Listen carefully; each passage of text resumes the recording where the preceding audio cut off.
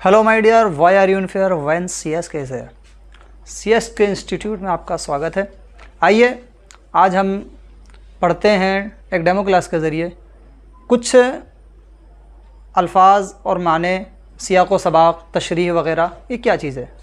उर्दू में एक नज़म है किसान की दुआ नाम से, अफसर मेरठी साहब की नज़म है। उसमें है, उस नज़म के अल्फाज हैं, ए जगदाता जग के सहारे, ए हम सब के पालनहारे, खेतों को पानी से भर दे, नदी नाले जल थल कर दे, हर कोठे में धान भरे हों, गेहूं से खलियान भरे हों, खुश हों गाँव वाले सारे, ए जगदाता जग के सहारे, ए हम सब के पालनहारे, हरियाली हो धरती सारी, चारा पाएँ गाय हमारी, बहने लगे फिर दूध के धारे, ए जगदाता जग के सहारे, ए हम सब के पालनहारे।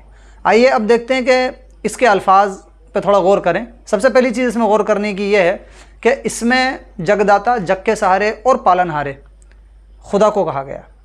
इन तीनों अल्फाज से मुराद खुदा है, अल्लाह। ठीक है, जैसे कि आप ये देखें लफ्ज़ और माने, इसमें आपका ये सवाल बन सकता है। लफ्ज़ और माने सबसे मेन चीज़ है। आप जो भी पढ़ें, कोई नया लफ्ज़ जब भी आपके जहन में आता है तो उसका माना आप ज़रूर याद करें। जगदाता, अल्लाह, दुनिया को देने वाला। दूसरा लफ्ज़ है जग का सहारा, है जगदाता जग के सहारे, तो जग का सहारा भी अल्लाह ही है। पालनहार, पालने वाला, परवरिश करने वाला, तो पालने वाला परवरिश करने वाला भी हमको अल्लाह ही है। ठीक है, तो ये तीनों अल्फाज से खुदा को मुराद दिया गया। जल थल कर देना, नदी नाले जल थल कर दे, तो जल थल कर देने का मतलब है पानी से भर देना, यानी एक ऐसी अच्छी बारिश कि जिसमें नदी नाले खूब लबालब पानी से भर जाएं। कोठा, हर कोठे में धान भरे हों, तो कोठा क्या चीज़ है? कोठा है अनाज रखने की जगह, गोदाम, गोदाम किसी भी चीज़ का हो सकता है। ठीक है, बहुत सारे गोदाम होते हैं जो भी सामान आप रखें, लेकिन जहाँ अनाज रखा जाता है उसको कोठा कहा गया है यहाँ पे। ठीक है, गाँवों में पहले कोठे यूज़ होते थे। अगला लफ्ज़ है खलियान। खलियान क्या है? सुना होगा खेत खलियान, एक साथ मिलकर के ये लफ्ज़ आता है, लेकिन खेत और खलियान में फ़र्क क्या है? खेत वो है जहाँ आप कोई फसल उगाते हैं। ठीक, खलियान वो जगह है जहाँ फसल काट कर रखी जाती है। फसल आपने काट ली, काटने के बाद जमा कर दी, रख दी, ढेर लगा दिया। ठीक है, आपने देखा होगा अक्सर गाँवों में, तो उस जगह को खलियान कहा जाता है। ठीक है, जहाँ पे फसल काट कर रखी जाती है। इसमें अब हम ये देखते हैं कि इन अशार से शायर की क्या मुराद है। आपका सवाल ये भी बन सकता है, जैसे पहला शेर था आपका, पहला बंद, ए जगदाता जग के सहारे, ए हम सबके पालनहारे, खेतों को पानी से भर दे, नदी नाले जल थल कर दे। अब इसमें सवाल आ सकता है कि ये शार जो है इसकी तशरीह कीजिए, इसका सियाक़ व सबाक़ बताइए। तो सियाक़ व सबाक़ क्या है वो समझ लेते हैं। एक मिनट। सियाक़ व सबाक़, सियाक़ व सबाक़ मतलब खुलासा, किसी भी चीज़ का खुलासा, कि इसका क्या हासिल क्या है इसका। ठीक है, तो अब इस बंद का क्या है, पहले अशार का समझ लीजिए। तो हम खाली नंबर डाल देते हैं, या तो आपको है किताब में देख सकते हैं आप। तो पहला बंद जो है, खेतों को पानी से भर दे, नदी नाले जल थल कर दे, तो इसका सियाक़ व सबाक़ क्या? तो इसका सियाक़ व सबाक़ ये होगा, जवाब आप समझ लें, सीधा जवाब मैं लिख देता हूँ कि ये शार, अगर सवाल आता है तब, ठीक है, ज़रूरी नहीं है, लेकिन आप फिर भी याद रखें, ये शार अफसर मेरठी की नज़म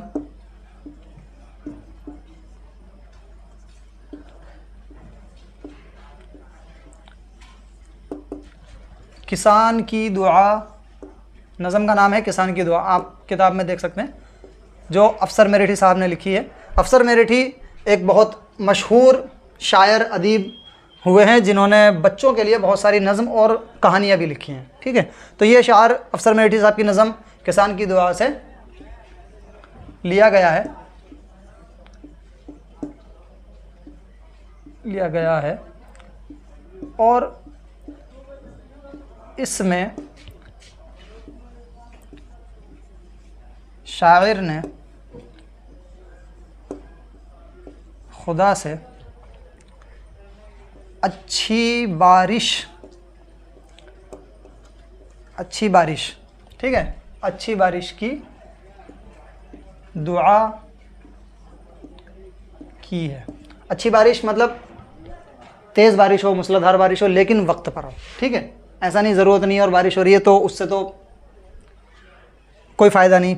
ठीक है, फसलें हैं वो डूब जाएंगी। तो इसमें ऐसी बारिश जिसकी किसान को ज़रूरत है, उस बारिश की किसान दुआ कर रहा है। ठीक है, कि खेतों को पानी से भर दे, नदी नाले जल थल कर दे। हर कोठे में धान भरे हों, गेहूं से खलियान भरे हों। या तीसरा है हरियाली हो धरती सारी, चारा पाएँ गाय हमारी। ठीक, तो इसमें से कुछ भी आता है तो उसमें क्या है, आपका पहली लाइन तो यही रहनी है, ये ध्यान रखें। क्यों? पूरी नज़म अफसर मेरठी साहब की लिखी हुई है, उन्होंने लिखी है, तो उनकी नज़म का शेर है, तो जाहिर है कि यह शार अफसर मेरठी साहब की नज़म किसान की दुआ से लिया गया और इसमें शायर ने खुदा से अच्छी बारिश की दुआ की है। तो पहले में शायर ने खुदा से अच्छी बारिश की दुआ की है। दूसरे में किस चीज़ की दुआ की है?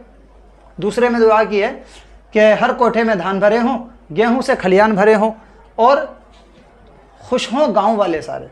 तो इसमें शायर ने दुआ की है अच्छी फसल की। ठीक है, अच्छी फसल और गांव वालों की खुशी, गांव वालों की खुशी की दुआ की है। ठीक है, क्योंकि अच्छी फसल होगी, गांव में अक्सर लोग खेती किसानी करते हैं और उनका ज़रिया माश वही होता है। तो जब अच्छी फसल होगी, उन्होंने मेहनत की है, बीज बोया है, ठीक है, उसको सेजा है, तो जब अच्छी फसल होगी तो जाहिर है वो खुश होंगे। हर कोठे में धान भरे हों, गेहूं से खलियान भरे हों, इसका मतलब ये है कि अच्छी फसल हो, खूब ज़्यादा फसल हो, हमें फसल की कमी ना हो, सबकी खुशियाँ उसी में हैं। ठीक है, और अगला जो शेर है, हरियाली हो धरती सारी, चारा पाएँ गाय हमारी। ठीक है, उसमें क्या है, उसमें देखते हैं, हरियाली हो धरती सारी, चारा पाएँ गाय हमारी। उसमें भी सियाक़ो सबाक़ यही आएगा, ये शार अफसर मेरठी की नज़म किसान की दुआ से लिया गया और इसमें शायर ने खुदा से अच्छी बारिश भी इसमें आ गई, फसल भी इसमें आ गई और साथ ही गायों के, ठीक है, देखें, अच्छी फसल, अच्छी बारिश और गांव वालों की खुशी और साथ ही गाय के लिए चारे की भी दुआ की है। अब यहाँ सिर्फ गाय नहीं, गाय भैंस बकरी जो भी आप पालते हैं, ठीक है, जो जानवर भी हमारे पाले जाते हैं, जिनसे भी हम यूज़ करते हैं, जिनका दूध वगैरह हम इस्तेमाल करते हैं, ठीक है, जो चौपाए हैं पालतू जानवर, तो उनके लिए चारा ज़रूरी होता है, तो उनके लिए चारे की इसमें दुआ की गई है। अब चारे का भी एक चीज़ यहाँ पे कॉम्पिटेटिव सवाल आपको चारे से भी बन सकता है। जैसे यहाँ पे है चारा, ये चारा समझ लें पहले, चारा। अब एक चारा होता है ये हो गया, ये दोनों का फ़र्क दिख रहा है, इसमें रा के साथ अलिफ है और इसमें रा के साथ हा, चारा और चारा। ठीक है, ये कहाँ यूज़ होता है, ये जो यूज़ होता है जैसे कि भाईचारा। ठीक है, भाईचारा, ये चारा हो गया जानवरों का खाना। ठीक, पालतू जानवर को जो भी हम खिलाते हैं, हरियाली वगैरह खेतों से काट के, वो चारा। और ये चारा इसका मतलब है भाईचारा, कोई रास्ता, कोई इलाज, कोई उपाय, ठीक है, जो भी है। तो जैसे भाईचारा हम यूज़ करते हैं, तो यह जैसे कहते हैं यार कोई चारा ही नहीं है, तो ये भाईचारा। तो ये भी आप ध्यान रखें कि मिलते जुलते सवाल, जैसे अभी कहा था ना कि मिलते जुलते सवाल आ सकते हैं, मिलते जुलते लफ्ज़ होते हैं, उनसे सवाल आपका निकल सकता है, तो ये याद रखें। चारा चारा दोनों अलग अलग चीज़ है, ये जानवर के लिए यूज़ होगा और ये किसी भी चीज़ में हम कि यार मुझे तो कोई चारा ही नहीं बचा, उसका कोई चारा ही नहीं है, इसका कोई इलाज नहीं, कोई उपाय नहीं, ऐसा उसकी जगह पे चारा हम यूज़ करते हैं। ठीक, तो हरियाली हो धरती सारी, चारा पाएँ गाय हमारी, बहने लगें फिर दूध के धारे। तो उस शार में शायर ने दूध के धारे बहने का मतलब बताएं। पहले तो दूध के धारे बहने का मतलब समझे आप, यानी कि अच्छी फसल हो, जब अच्छी बारिश होगी अच्छी फसल होगी, अच्छी फसल होगी गाँव वाले भी खुश होंगे और अच्छी फसल से ही वो अपनी गायों को, अपने जानवरों को अच्छा खाना खिला पाएंगे, यानी उनको चारा खिला पाएंगे और जब वो खाएंगी तो अच्छा दूध देंगी, इतना दूध दें कि दूध की कभी कमी ना हो, वाफिर मकदार में दूध सबको मिले। ठीक, तो उसी का मतलब है कि बहने लगे फिर दूध के धारे। तो ये हो गया हमारा सियाक़ो सबाक़ वगैरह। तो ये किसान, खेत, पानी, ये सब क्या है, ये है इस्म यानी नाम। तो किसी भी इस्म किसको कहते हैं, पहले ये समझ लें, इस्म। ठीक है, इस्म किसी जगह, चीज़ या किसी इंसान के नाम को इस्म कहते हैं। अब इस्म भी कई तरह के होते हैं, वो चीज़ एक अलग हो गया। ठीक है, अगर वो आपको पढ़ना है आप कमेंट कर सकते हैं, कॉन्टैक्ट कर सकते हैं, बता सकते हैं हमको, तो हम उसकी भी क्लास एक अलग से ले सकते हैं। ये फ़िलहाल एक डेमो क्लास है, तो आपको थोड़ा थोड़ा बताया जा रहा है, बाकी और आगे बहुत सारी चीज़ें हैं जो आपको सीखनी है अगर आप कंपटीशन की तैयारी कर रहे हैं। तो किसी जगह, चीज़ या किसी इंसान के नाम को इस्म कहते हैं। अब इस्म, इसमें कितने आए, आप देखें, ए जगदाता जग के सहारे, ए हम सबके पालनहारे, तो जगदाता जग के सहारे पालनहारे ये सब अल्लाह के नाम हो गए, तो जाहिर है ये अल्लाह के इस्म हो गए, ठीक है, ये खुदा के इस्म हो गए। उसके अलावा है किसान की दुआ, तो किसान भी एक इस्म है, ठीक है। और अब उसमें आपसे सवाल आ सकता है कि इस्म बताइए, या आपकी किताब के अंदर ही सवाल है कि आप इस नज़म से 6 इस्म तलाश करके लिखिए, ठीक है। तो आप उसमें से लिख सकते हैं जैसे क्या लिखेंगे आप, दूध लिख सकते हैं, ठीक है, और गाय लिख सकते हैं। उसके अलावा आप नदी लिख सकते हैं, ठीक है, खलियान लिख सकते हैं, गेहूँ लिख सकते हैं, धान लिख सकते हैं, ये जो भी हैं ये सारे इस्म हैं, ठीक है। और देखते हैं वाहिद और जमा, ठीक है। तो वाहिद और जमा क्या चीज़ है? वाहिद कोई भी चीज़ है अगर अकेली है, ठीक है, सिंगल, तो उसको वाहिद कहेंगे, और जमा है तो उसको जमा कहेंगे, ज़ाहिर है से, मतलब जैसे इंग्लिश में सिंगुलर और प्लूरल होता है तो वैसे ही। तो वाहिद यानी एक, और एक से ज़्यादा को, ठीक है, ये कुछ भी हो सकते हैं, एक से ज़्यादा 2 हों, 3 हों, 4 हों, या बेइंतहा जितने भी हों तो वो जमा में आते हैं। अब इसमें ये क्यों आया, आपके पास कोई भी सवाल आ सकता है, जैसे कि खेतों लफ्ज़ इसमें हुआ यूज़, ठीक है, खेतों का इस्तेमाल हुआ, तो खेतों क्या है, ये वाहिद है या जमा है? तो ये खेतों, असल क्या होता है, खेत होता है, ठीक, खेत वाहिद, खेतों जमा है, ठीक है। अब ऐसे ही नदी, नदी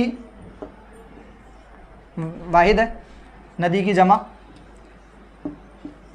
नदियाँ होगी, और नदियों भी होगी, जैसे कहते हैं ना कि नदियों, जैसे भी हम इस्तेमाल करते हैं, तो नदियाँ और नदियों ये नदी की जमा, ठीक है।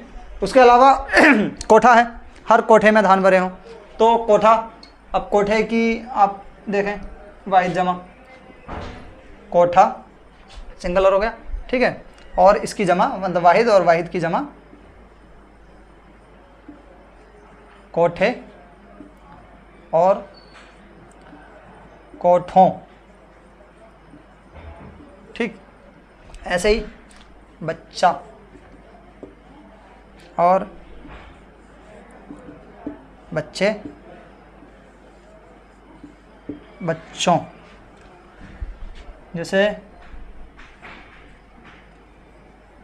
लाठी, लाठी की जमा लाठियाँ,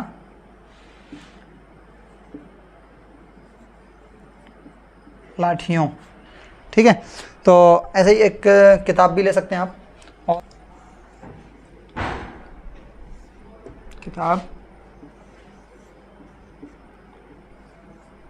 किताबों और किताबें, तो आप ये देखें ये सारे वाहिद आ गए, खेत, नदी, कोठा, बच्चा, लाठी, किताब। खेतों, खेतियाँ भी होता है, ठीक है, लेकिन वहाँ खेती से होता है, खेत एक अलग हो गया, खेती एक अलग लफ्ज़ हो गया, दोनों का अलग अलग है। जैसे कि खेत होता है वो जगह कि जिसमें भी आप फसल उगाते हैं, ठीक है, और खेती हम उस चीज़ को कहते हैं जो फसल हम उगाते हैं।